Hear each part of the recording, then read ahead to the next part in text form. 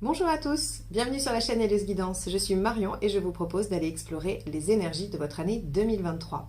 Pour ce faire, on va utiliser un tirage de roue astrologique qui nous permettra d'explorer domaine par domaine la tendance de votre année.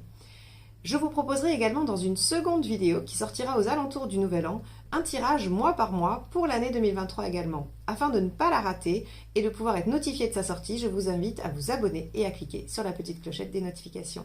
Je vous laisse avec votre tirage, à tout de suite. Les Verseaux, c'est parti. On va voir ce que vous réserve cette année 2023.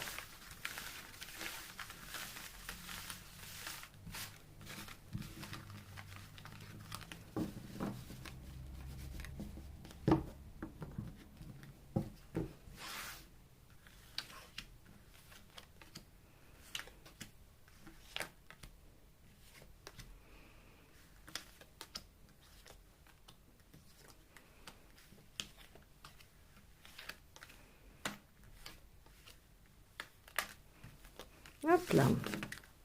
Alors, maison 1, le diable. Maison 2, le soleil inversé. Maison 3, l'empereur. Maison 4, l'amoureux. Maison 6, la lune. Maison 7, le chariot. Non, 1, 2, 3, 4, 5, 6, 7. Voilà, on va pas se perdre. Maison 7, nous allons avoir l'étoile. Maison 8, la justice inversée. Maison 9, la mort inversée. Maison 10, la papesse. Maison 11, le pape. Maison 12, la force inversée. Allez. Hop, j'installe ça pour que ce soit voilà, lisible pour vous. Ok.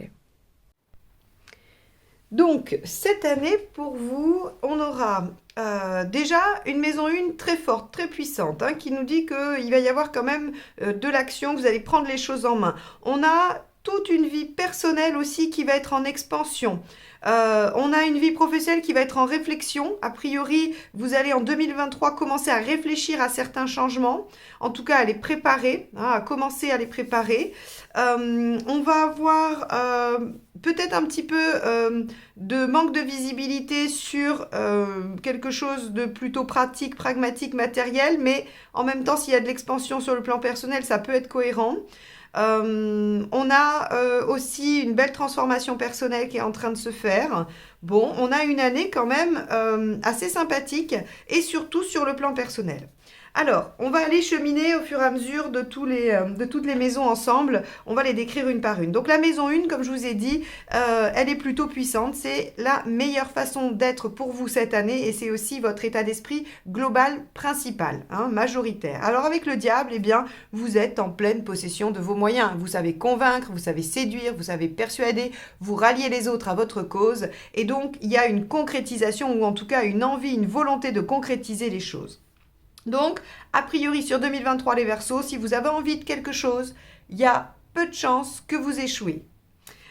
Sur la maison 2, on va avoir le soleil inversé. Alors, la maison 2, c'est vos ressources, quelles qu'elles soient, hein, matérielles, pratiques, ou vos talents, vos ressources personnelles. Alors, avec le soleil inversé, on pourrait penser que vous n'y voyez pas bien clair, que vous êtes un peu déçu de ce qui se passe matériellement. Alors, est-ce que vous aviez des projets et en 2023, ils peinent à se réaliser? Est-ce que vous avez du mal à en voir le bout? Est-ce qu'il n'y a pas de date de fin et que ça vous perturbe un petit peu? En tout cas, il y a cette notion d'être un peu déçu et de ne pas y voir trop bien clair sur les projets pratiques, matériels. Concernant vos ressources, vos talents, eh bien, peut-être qu'il va falloir apprendre alors j'allais dire, baisser d'un cran vos ambitions. C'est pas forcément judicieux de faire ça, hein, c'est plutôt, on dit en général, d'augmenter.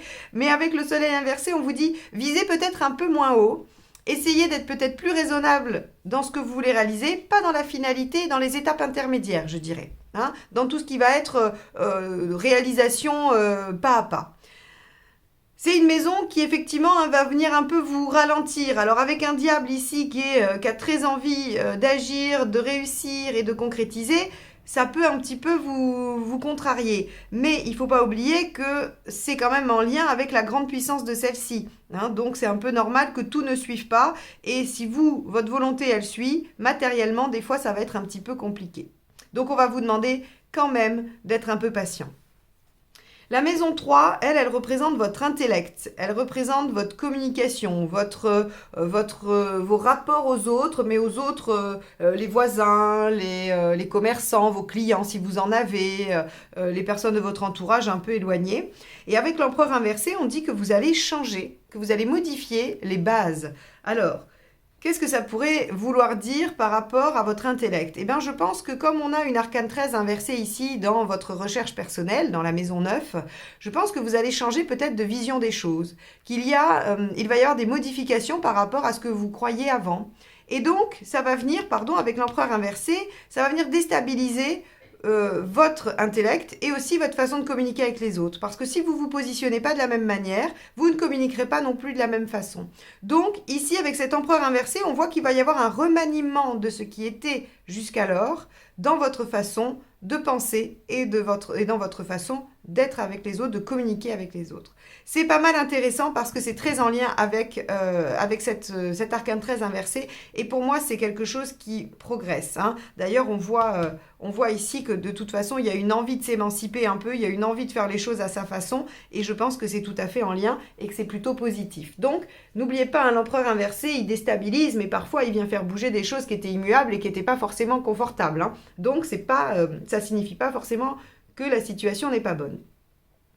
On a la maison 4, alors là, la maison 4 est très très belle parce que la maison 4, ça représente votre fort intérieur, votre vie intime ou domestique, c'est-à-dire ceux avec qui vous vivez. Hein, si vous avez un partenaire et des enfants, ça va représenter ça. Si vous êtes seul, c'est vous à l'intérieur de chez vous, dans votre foyer.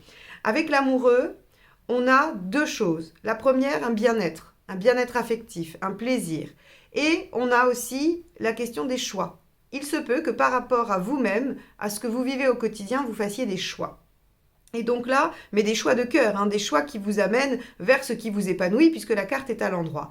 Donc, encore une fois, hein, je remets ces deux cartes, la maison 4 et la maison 9 avec l'arcane 13 inversé, je les mets en lien, c'est-à-dire que si vous modifiez des choses par rapport à votre recherche personnelle, si votre cheminement vous amène à changer des choses, ce sera positif. Alors bien sûr que ça déstabilise, peut-être même que vous ne savez pas trop bien où vous irez, mais vous récupérez le pouvoir et ça vous met en épanouissement, en bien-être. Donc ça, c'est quand même super chouette.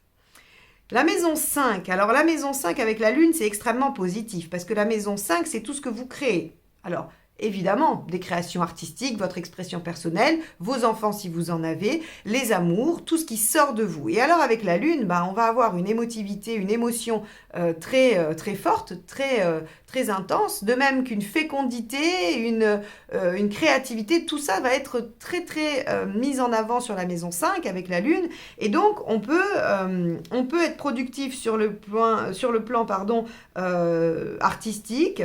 On peut aussi avoir de bonnes intuitions concernant les enfants. On peut avoir des enfants, hein, si vous êtes en âge d'en avoir et que vous en souhaitez, c'est parfait. Hein, ça veut dire que tout est au vert, tout est vraiment propice à avoir des enfants, à faire des enfants sur cette année 2023.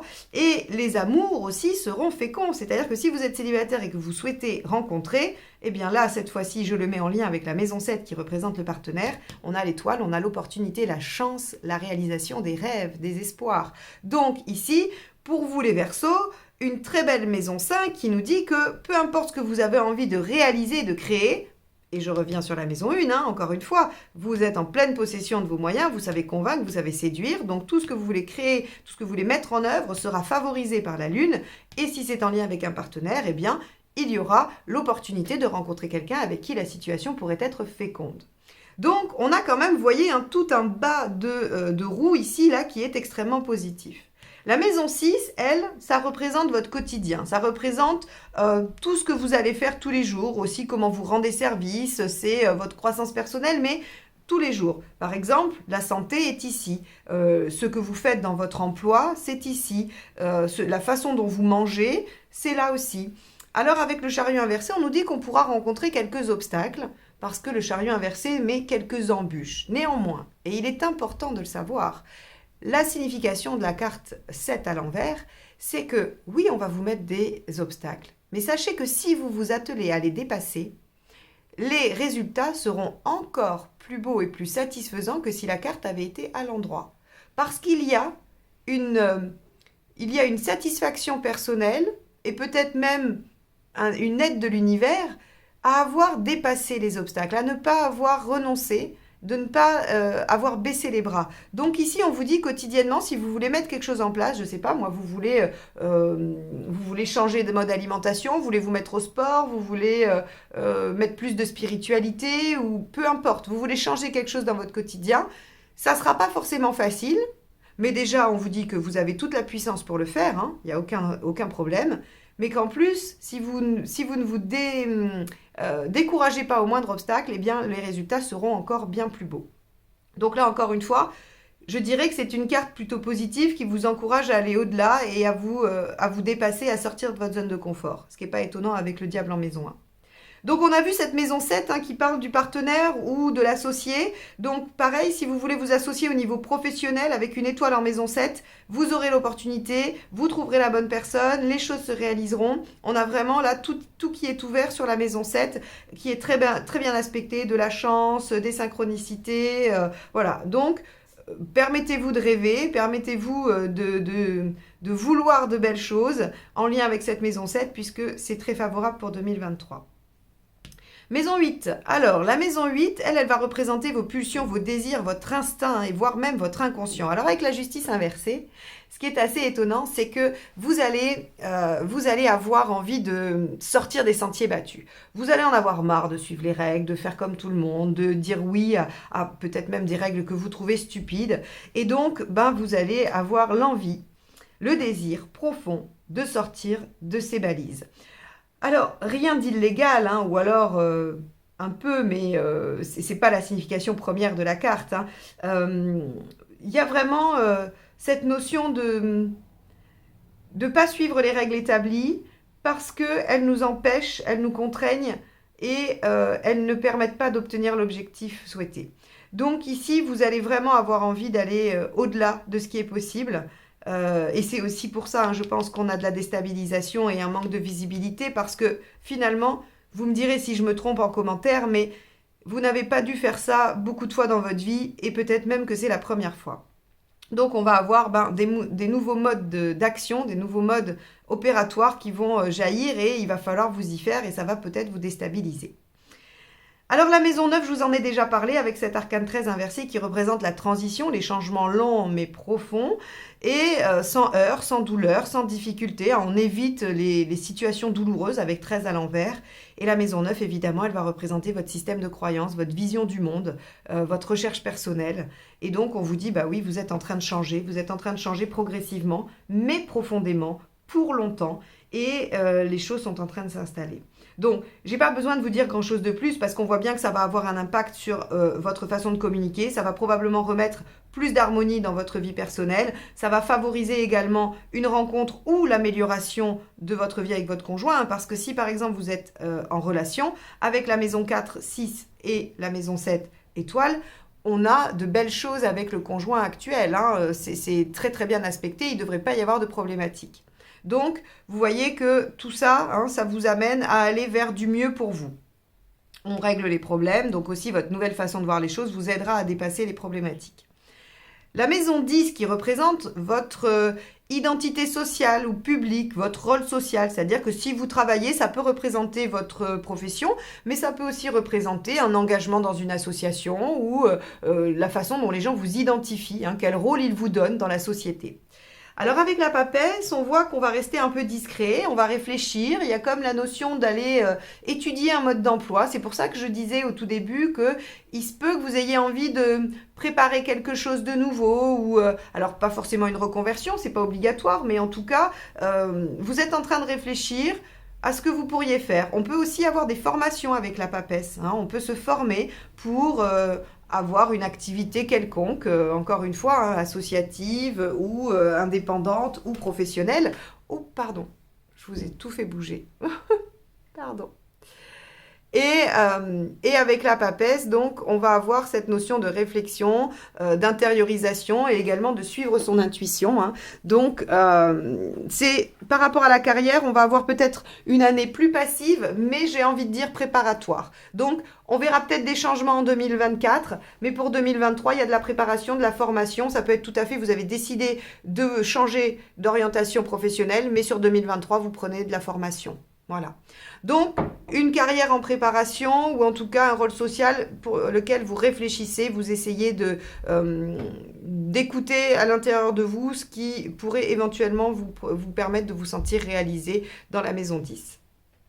La maison 11, qui elle va parler de vos grands espoirs, hein, vos projets à long terme et également la stratégie pour y arriver, eh bien avec le pape, on vous dit que vous êtes en train de progresser sur cette question-là. C'est pas très étonnant, comme je vous ai dit, il y a tellement de choses qui s'épanouissent et qui s'ouvrent grâce à votre recherche personnelle que c'est évident que vous vous rapprochez de votre grand rêve, de votre grand espoir ou en tout cas de votre mission, hein, de ce que vous voulez réaliser dans cette vie. Donc avec le pape, eh bien évidemment, on vous dit vous êtes en évolution, vous êtes en progression, notamment spirituelle, mais aussi, puisqu'il y a un conseil dans cette carte-là, c'est continuer à apprendre, à vous nourrir de l'expérience des autres, à apprendre des autres, parce qu'avec le pape, on va chercher l'enseignement là où il est. Donc, vous voulez réaliser un grand rêve, vous voulez atteindre un objectif dans votre vie, eh bien, continuez à vous inspirer de ceux qui ont réussi ou de ceux qui ont fait la même chose que vous, quoi qu'il en soit. On a sur cette année 2023 une belle progression dans votre projet de vie. Alors on arrive à la maison 12, la dernière, ce que vous devez abandonner, hein, ce qui va vous forcer à lâcher prise, eh bien avec la force inversée, on vous dit justement qu'il va falloir accepter parfois que certaines choses vous contraignent et qu'il va falloir lâcher la maîtrise là-dessus. Alors pourquoi? Eh bien parce que là on vous dit peut-être que dans la maison 2 vous n'y verrez pas très clair, peut-être que dans la maison 3 les choses vont se déstabiliser et que en 6 vous allez trouver quelques obstacles. Eh bien c'est pas grave, ne vous battez pas à toute force, cherchez des solutions, cherchez des dérivés avec la maison 8 inversée, notamment ici, hein, regardez elles sont en vis-à-vis, on vous dit sortez des sentiers battus, faites des choses qui ne sont pas forcément dans les règles, pour peut-être régler vos problèmes de la maison 6 du quotidien. Et dans ce cas-là, vous lâchez prise par rapport à la soumission, par rapport au fait d'être contraint.